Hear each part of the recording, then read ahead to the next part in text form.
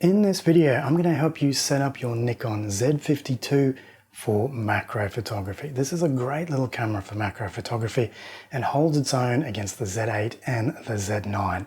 So what I'm going to do in this video, I'm going to break it down into three sections. I'm going to go over the menu settings that I recommend, the camera settings and a little bit of gear on top of that, and then we'll jump out into the field and I'll show you how to take photos with these settings and get the best results out of them. I'll show you some composition techniques and some little other sneaky techniques to make sure that your images are super sharp and look great.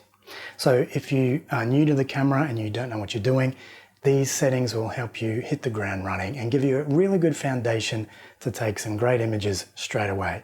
If you do know what you're doing and you know how this camera works, maybe take these settings on board and add them to your own shooting style, maybe adapt as you go. I mean, you have nothing to lose here except maybe your free time. So let's get into it. All right, so first things first, you want to make sure you are in manual mode, and that is just changing it to the big M on the dial here.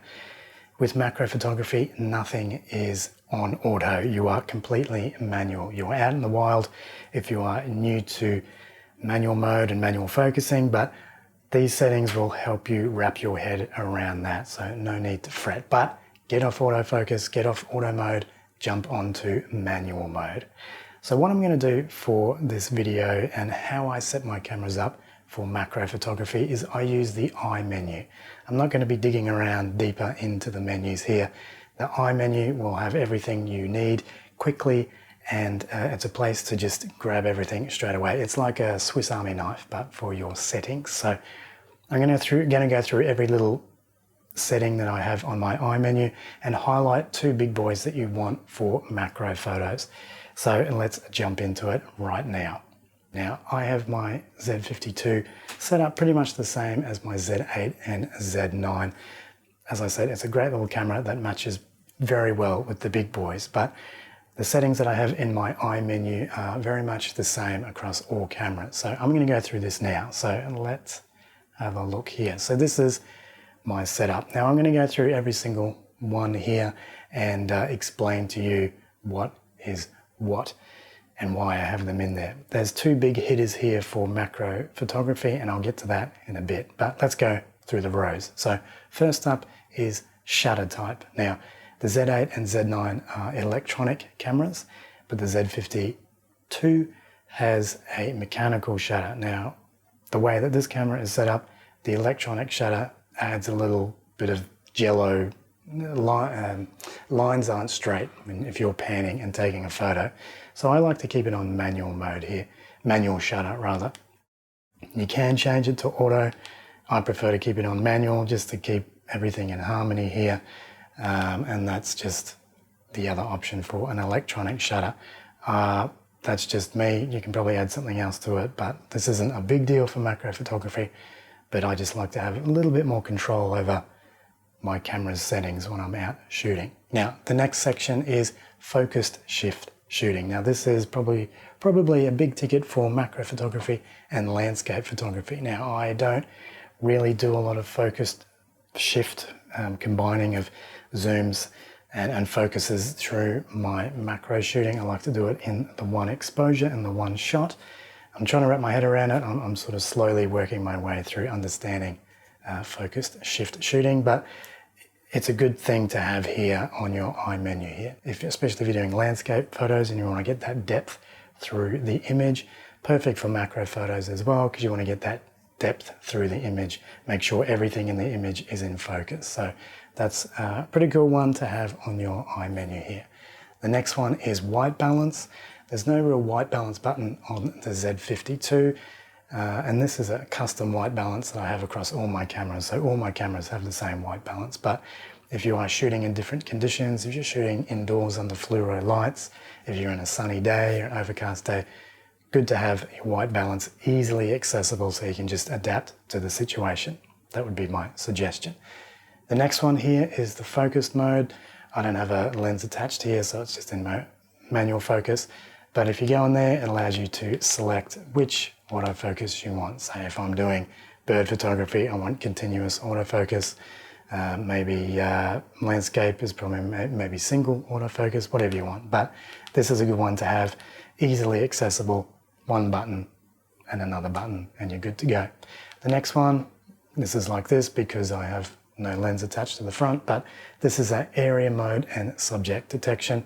If I go into this, I can just set up my area focus modes here, and there's the obviously the subject detection down there. Good to have, quick button, thanks very much.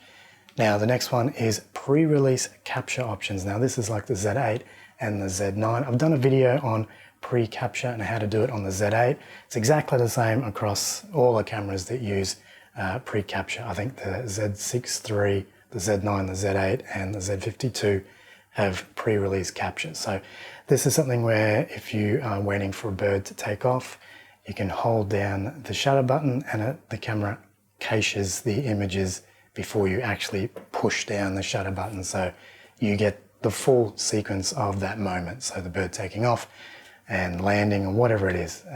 So it's very cool. It gives you the whole sequence of images, not just the bird flying out of frame. You get the bird, the moment the bird opens its wings and flies up. So you can use that for pets, kids, action, whatever it is. You can do that with pre-capture. Very cool. I like to have it on the iMenu because, you know, there's situations where you want to be in that place, right time, right place. So I've added it to my iMenu here.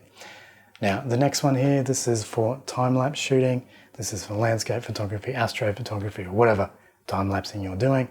I just like to have it there. It's easy, convenient, and I can just jump in and set my settings up, and there you go. The next one is vibration reduction. Now this is for, well, this camera doesn't have any stabilization in it. Many lenses do have stabilization in it, and this is where you can control your stabilization through the camera. I find it's just easy just to have it in the iMenu, and you can adapt as you go. The next one is silent mode. Very handy in certain situations, bird photography, street photography, wedding photography, something where you don't want to distract, especially because this has a rather noisy mechanical shutter, so it's good to go quiet. The only thing, it does change it to an electronic shutter, so you may get a little bit of jello and those lines won't be perfectly straight when you're shooting. But look, this is why I keep my shutter type right here. But anyway, silent mode, handy to have in certain situations. Now the next 2 and maybe 3 settings are for macro photography. Well, I'll just talk about the last one here. This is just flash mode. I just keep it on just for the sake of keeping it on here. I usually have an off-camera flash on top of my camera, so this isn't really necessary, but I like to just keep it on in certain situations. Now, going back to the big 2 here. So number 1, focus peaking. Number 2, view mode. So let's go to focus peaking. Now, because you will be shooting in manual focus with all macro photography, you need to make sure that you are in focus. Now, focus peaking allows you to see that you are in focus. It's actually kind of cheating. So what it does, it just sort of gives you an outline of areas in the image that are in focus, which is an absolute godsend in certain situations. Now you can turn it on, off right there. I like to crank it up as high as I can so I can just see what is in focus. And you can add your own color to it. Now I prefer red. I've been shooting with red focus peaking for years and years. Yellow's a little bit faint, blue is okay, and white is probably a little bit too light, but red, high sensitivity, is what you need and what you will want for macro shooting. The next one here is view mode. Now this is something that mirrorless cameras do really well. This is something where you can see your exposure clearly. Now, what I mean by this, trying to explain it, is that if you are shooting in a narrow aperture with your camera, because you want that depth and you want that reach inside your image, you can't really see it because it's going to be a darker image. Turning this on allows you to see. The camera actually boosts the exposure and allows you to see exactly what you're shooting. So you could be shooting in an obscene fast shutter, really narrow aperture and a low ISO, and the camera will still allow you to see what you're shooting. When you turn this on, as you can see here, this is adjust for ease of viewing, and the screen's gone sort of all staticky. If I press that on, and then you can see on the top left hand corner, that is with the view mode is turned on. So this is allowing me to see exactly what I'm looking at through the camera. Just remember to turn it off if you are doing other types of photography. I have been caught out before doing landscape photography, bird photography, astrophotography, and assuming it was correct. Everything is either blown out or too dark. So remember to turn it off. Look in the top left hand corner of the screen.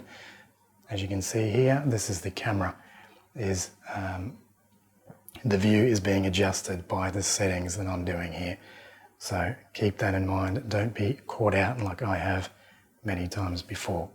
So I'm just going to go over the iMenu again. Focus peaking, live view mode is what you want. Now, how do I add this to my iMenu? Let's do that now. So I go into menu, I go down to custom settings menu, I go down to controls. Oh, look, there it is. So F1 in your menu, customize iMenu, pop into that.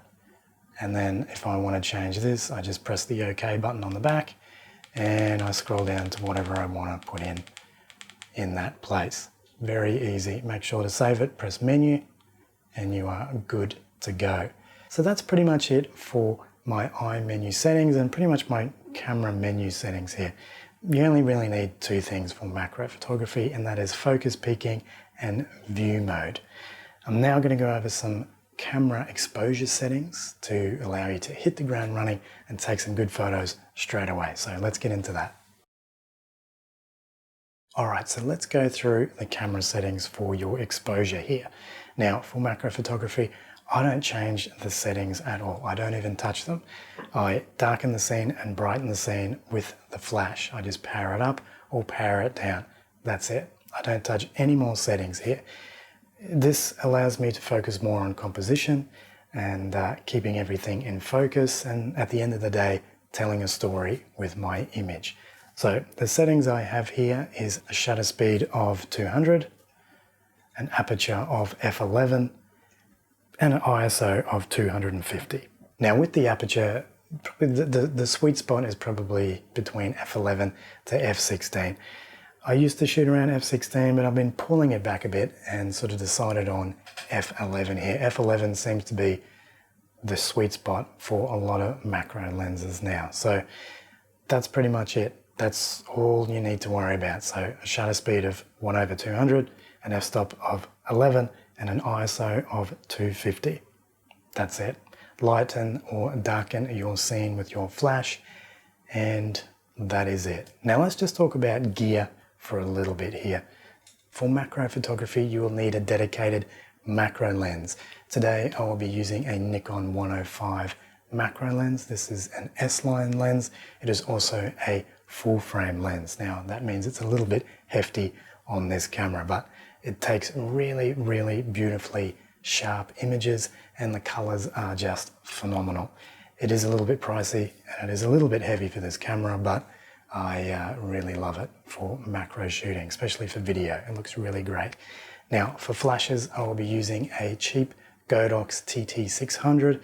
This is a flash that I've had for years and hasn't disappointed me yet. It takes 4 AA batteries and you can just use it all day with no issue. This is the thing that powers my exposure when out in the field. Now, you will need a flash diffuser with this flash, and for this video I will be using a Cygnus macro diffuser. It's a little bit pricey for what it is, but it does take fantastically diffused images. It is really great and one of the best diffusers out there. If you don't want to spend that much money, there is also the Velo softbox.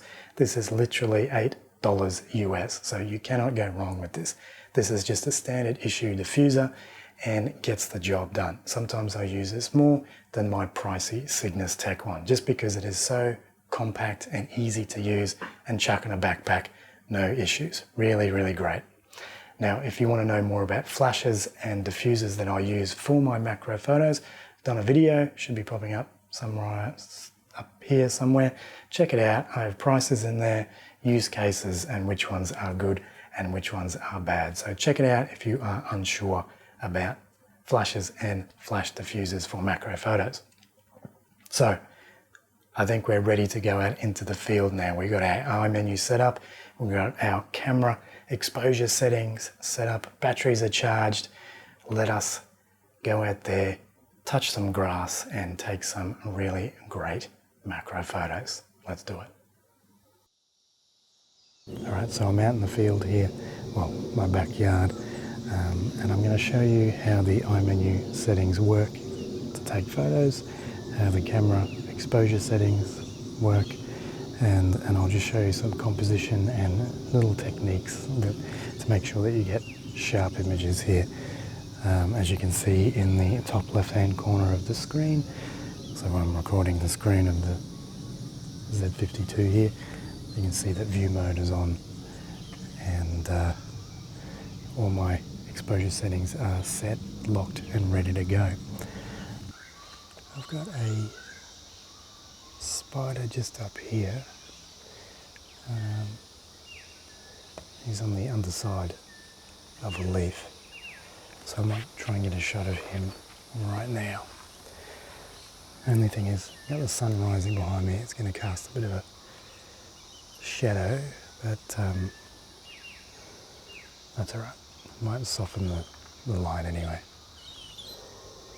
Where is he? Where is he? Where is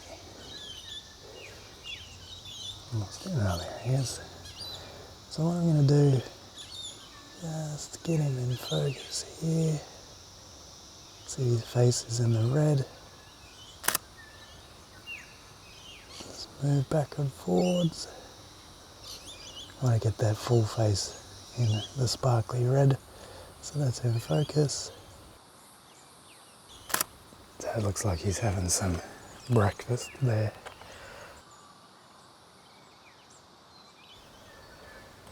Not bad, not bad. Not bad for the first shot of the day. Alright, let's keep having a look around. So it's very early morning here because it's been super hot. So I've come out before the sun's come up. And that's probably taking a while for the insects to warm up and come out, but he's been there the last few days, which is alright. But I'll keep moving around and see what I can find. Let's go.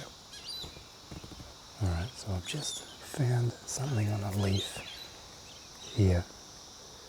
Not sure what type of insect it is. I have seen it before on this shrub, and they're quite easy to photograph, and they have really interesting eyes when you get it all in focus. So let's have a look at him now. Right, so gotta get it in focus here. I'll get in there a little bit closer. So let me get my focus in.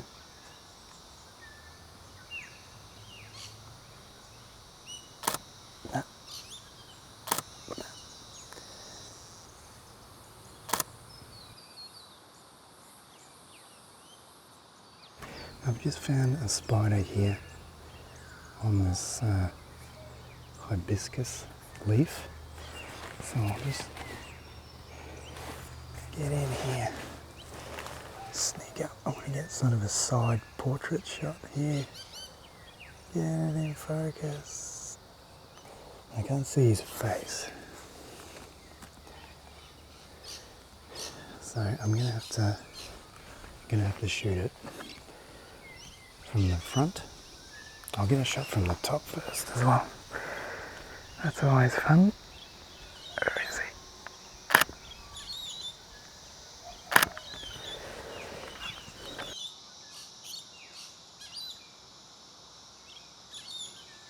Yeah, so I'll come around the front. I'll probably cast a shadow on it. I'll have a look how the lighting is there, but let's try it.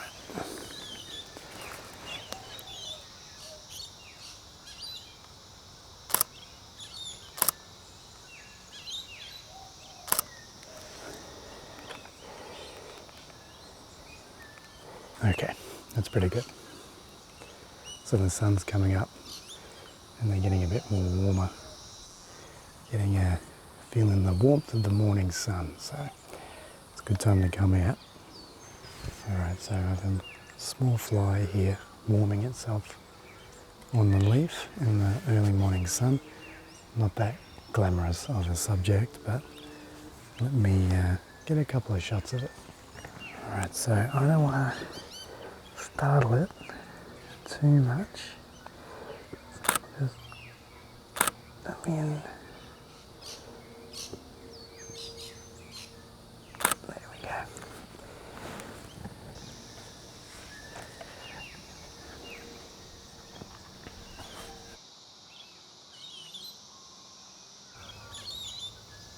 There we go. So I just want some leading lines here.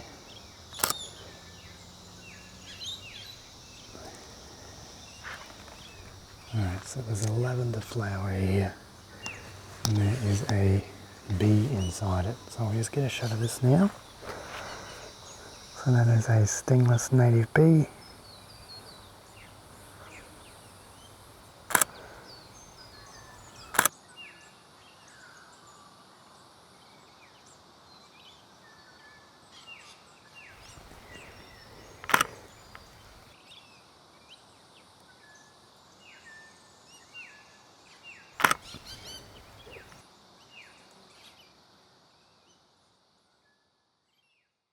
So there you go, the Nikon Z50ii for macro photography. I have to say, I think this will be my dedicated macro camera going forward.